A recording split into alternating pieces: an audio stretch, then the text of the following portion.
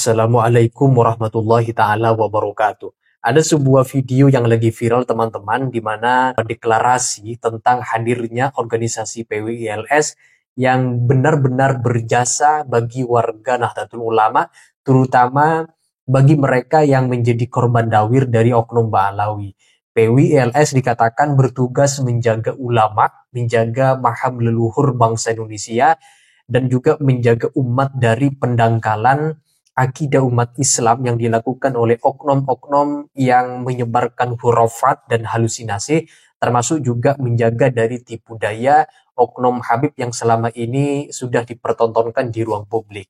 Tapi sekarang PBNU tampaknya memang sudah melarang warga Nahdliyin untuk bergabung kepada organisasi PWILS. Nah, teman-teman, bersamaan dengan itu ternyata beredar sebuah surat tanggapan dari pengurus pusat PWILS tentang isi surat PBNU yang penuh dengan kontroversial dan berpotensi memicu konflik di arus bawah warga Nahdliyin kalau hal itu kemudian tidak segera disikapi atau tidak segera ditanggapi oleh pengurus pusat PWILS.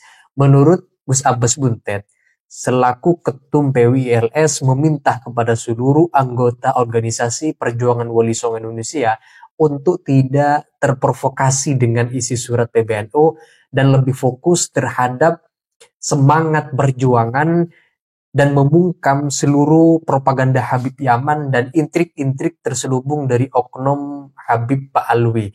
Nah, untuk itu teman-teman, mari kita simak sebuah deklarasi terbuka disampaikan, sekaligus juga nanti disusul dengan pembacaan surat instruksi atau himbauan dari pengurus pusat PWILS dari Gus Abbas Buntet terkait dengan adanya surat instruksi yang dikeluarkan oleh pengurus besar Nahdlatul Ulama. Nah, untuk itu mari kita simak teman-teman videonya berikut ini. Assalamualaikum warahmatullahi wabarakatuh. Waalaikumsalam warahmatullahi wabarakatuh. Kami warga NU Akar Rumput Kabupaten Kebumen mendukung penuh keberadaan PWILS di seluruh tingkatan se-Indonesia Raya dengan alasan satu, sebelum ada PWILS, warga NU menjadi sasaran empuk pendawiran dari kaum Habib di daerah Kabupaten Kebumen. Akan tetapi setelah adanya PWILS terbentuk kondisi masyarakat Kebumen sangatlah aman dari pendawiran, bahkan pemaksaan dari para Habib Ba'alawi.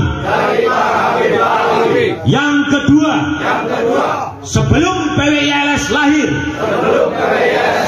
sebagian warga NU menganggap remeh kepada para ulama, kiai-kiai pribumi, karena telah terdoktrin oleh Habib bahwa dengan kata-kata 70 kiai yang alim jauh lebih rendah dibanding telapak kaki satu Habib yang jahil dan ahli maksiat. Yang ketiga, sebelum adanya PWILS,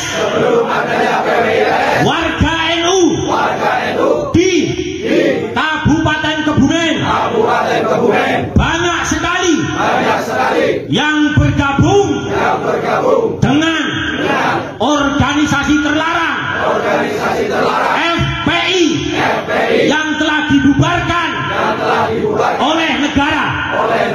Tetapi setelah adanya PWILS, hampir seluruhnya warga NU yang bergabung dengan FPI bertaubat. Yang keempat, sebelum adanya PWLS, warga NU akar rumput Kabupaten Kebumen banyak yang memahami bahwa leluhur Habib lebih hebat dari Rasulullah Sallallahu Alaihi Wasallam, karena ada doktrin dari Habib-Habib bahwa leluhurnya pernah mi'raj dalam semalam sebanyak 70 kali. Tetapi setelah adanya PWLS, umat-umat tercerahkan oleh ceramah-ceramah ulama Kiai Pribumi atau non Habib. Yang kelima, sebelum PWLS terbentuk, warga NU banyak yang menganggap bahwa Habib-Habib itu adalah orang-orang suci. Akan tetapi setelah ada PWLS, umat tercerahkan, dan ternyata Habib-Habib itu bukan duriah baginda Nabi Sallallahu Alaihi Wasallam. Oleh karenanya, dengan adanya surat edaran dari PBNU, kami warga NU akar rumput Kabupaten Kebumen menolak dengan tegas bahwa PBNU harus menimbang, menindaklanjuti kembali poin surat nomor 4 yang mengatakan PWLS adalah organisasi pemecah belah. Sekian pernyataan sikap dari kami warga NU akar rumput Kabupaten Kebumen. Wassalamualaikum warahmatullahi wabarakatuh. Siapa kita? Kabupaten Kebumen.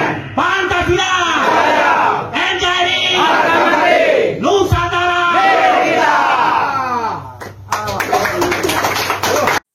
Assalamualaikum warahmatullahi wabarakatuh. Saudaraku yang saya cintai, saya banggakan, bertemu lagi dengan saya Agus Mar dari lereng Gunung Selamet di Banyumas, Jawa Tengah. Hari ini hari Minggu 8 Juni 2025. Belum lama ini pengurus besar Nahdlatul Ulama mengeluarkan surat instruksi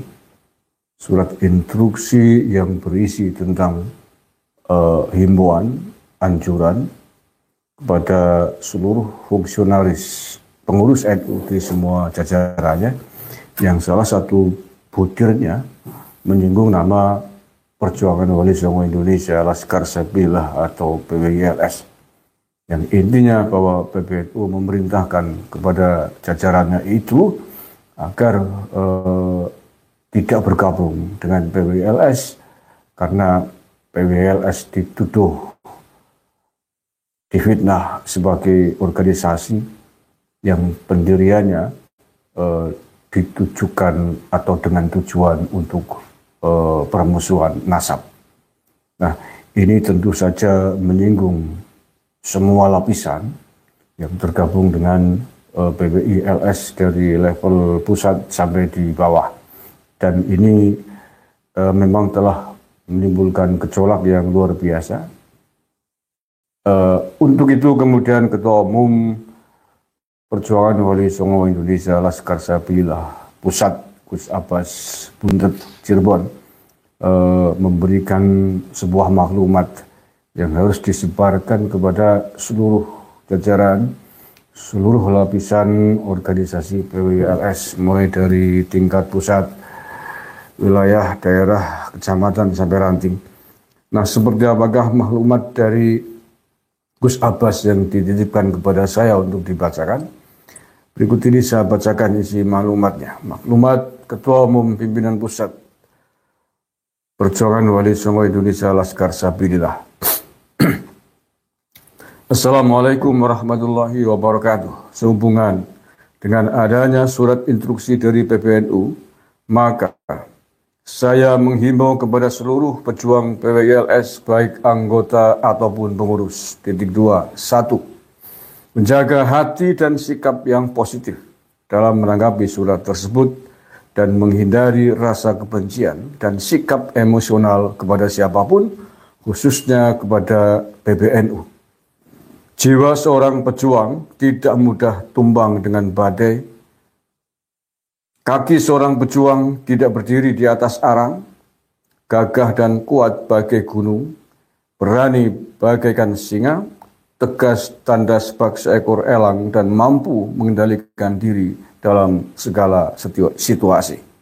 2. Tidak membuat statement yang destruktif dan kontraproduktif tentang instruksi tersebut, sebab semua itu akan menjadi presiden buruk dan perpecahan bagi warga NU, baik yang ada di NU ataupun yang ada di PWILS.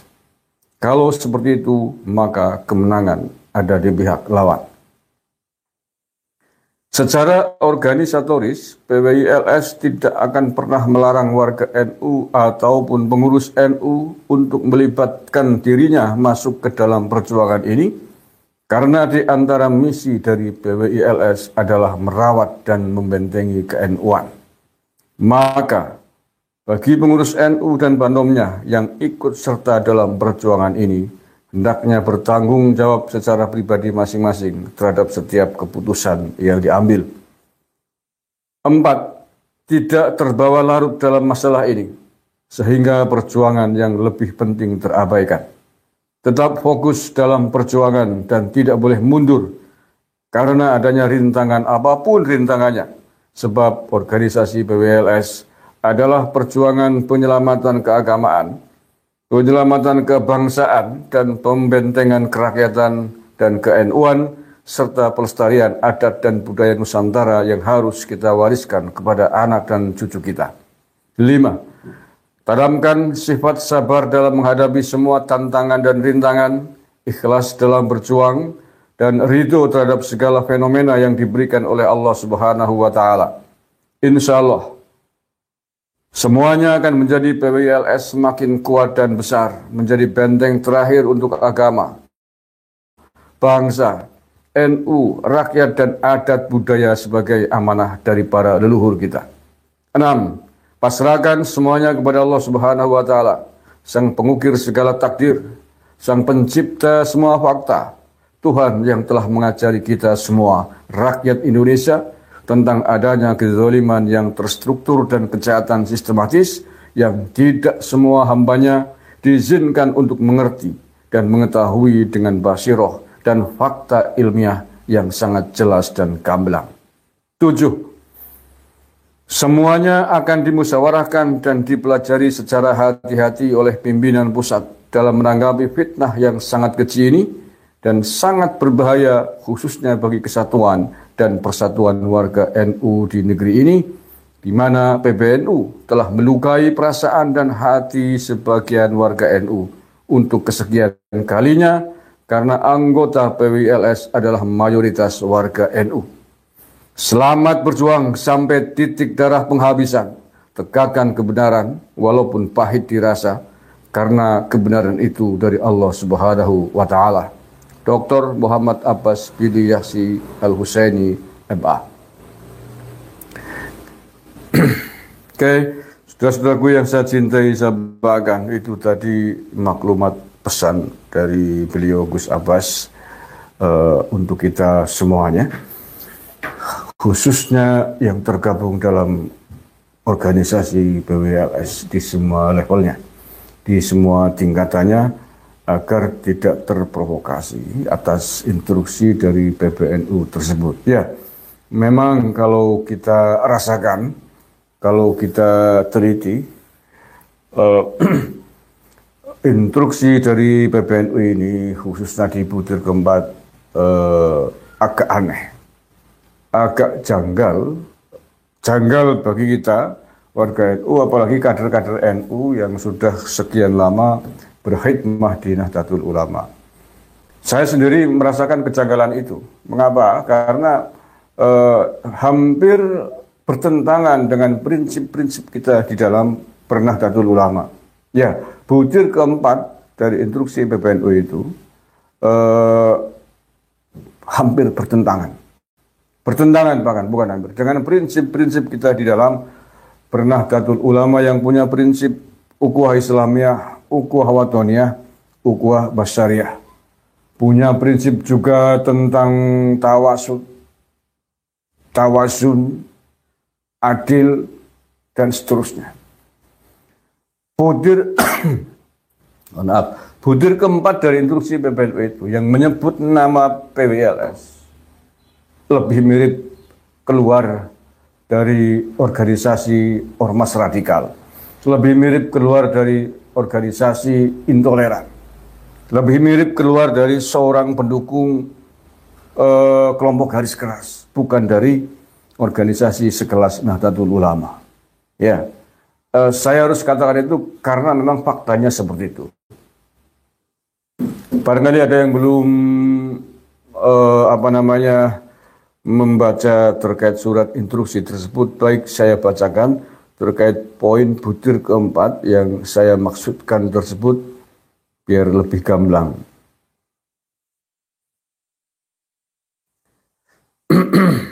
Ya, ini surat instruksi PBNU yang sudah kita bahas kemarin sebenarnya.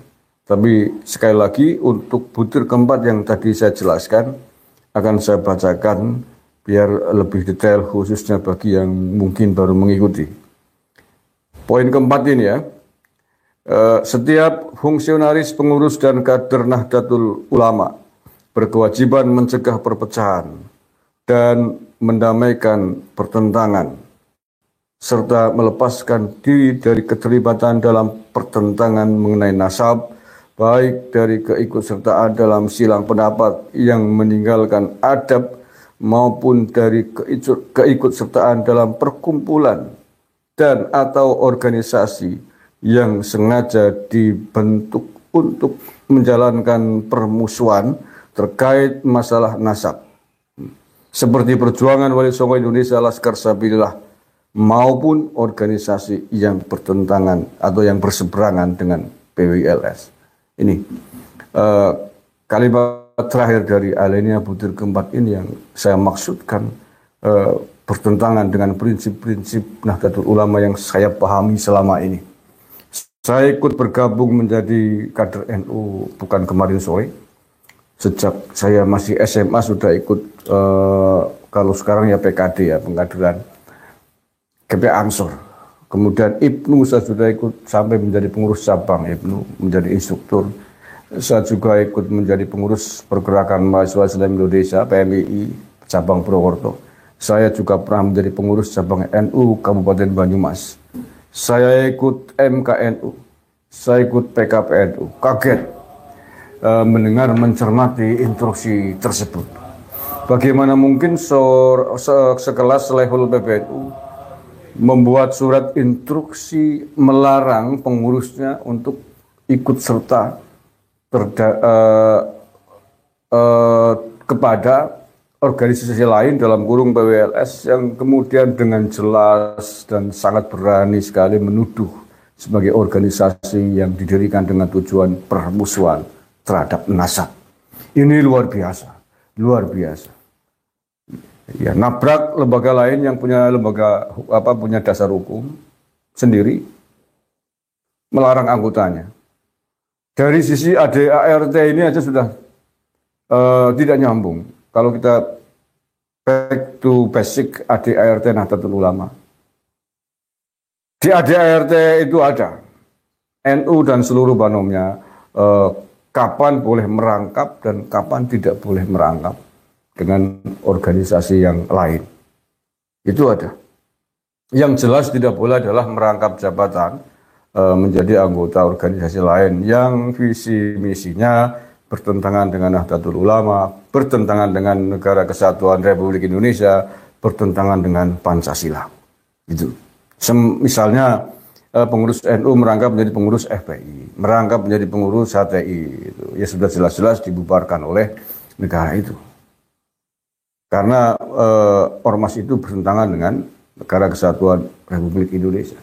Tapi PWILS punya visi misi yang jelas, apakah PBNU sudah membaca itu atau tidak.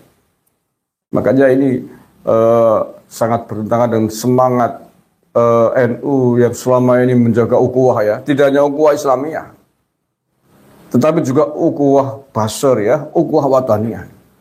Dari konsep ukhuwah Islamiyah sendiri ini sudah nggak nyambung, sangat menabrak prinsip ukhuwah Islamiyah sebagai sesama Muslim, apalagi bukan hanya sesama Muslim, sesama ideologi, sesama nadi.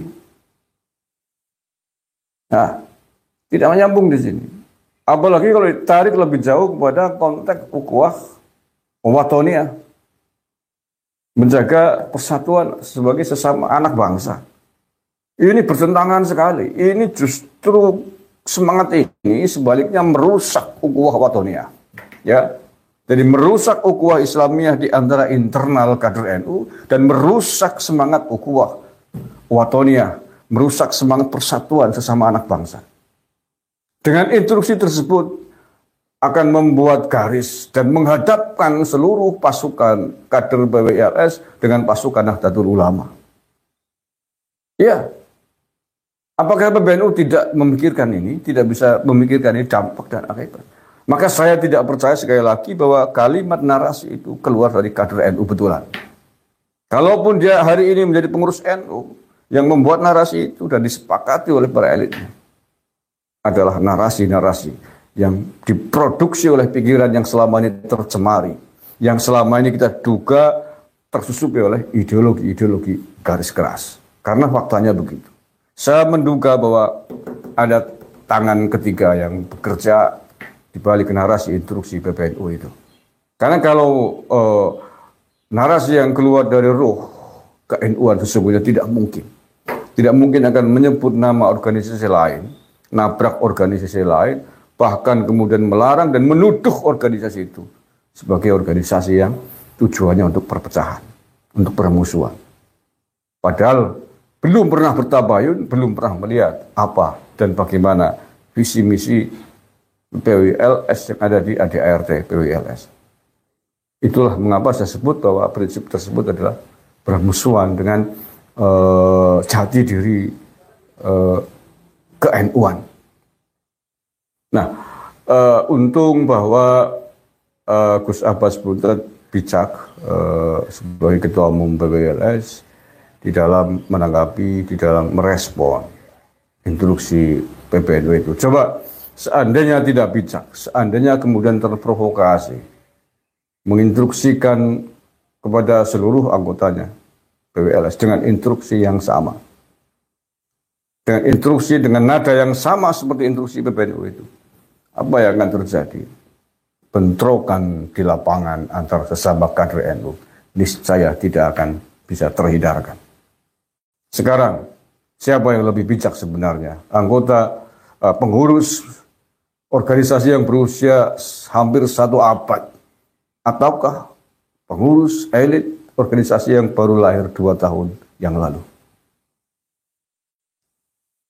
Maka saya menjadi curiga, saya memohon kepada para sesepuh NU, para kesepuhan NU di jajaran Mustasar untuk mengevaluasi mengapa surat instruksi tersebut bisa keluar dan ditandatangani.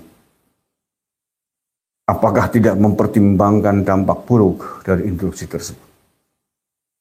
Perlu diselidiki kiranya.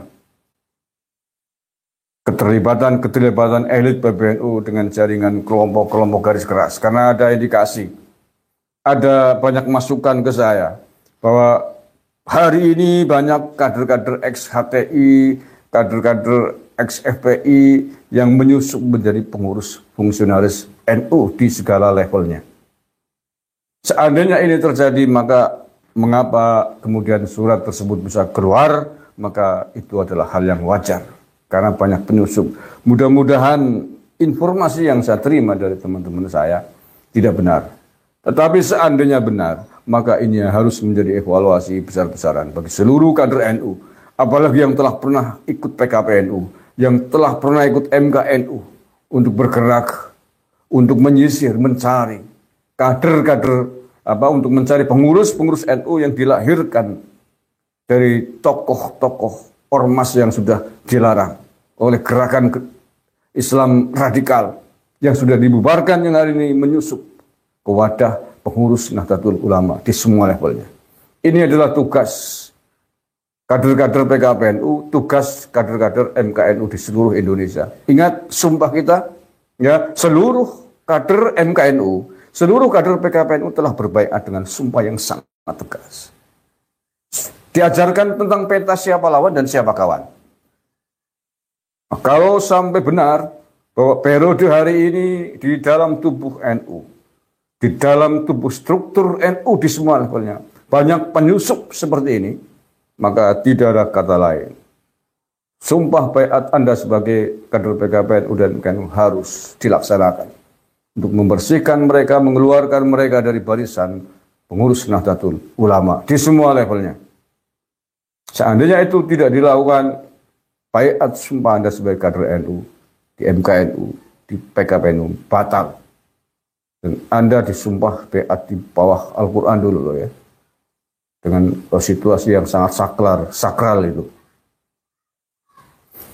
Saya kira itu video saya pada sore hari ini. Terima kasih atas perhatiannya dan mohon maaf atas segala kesalahan.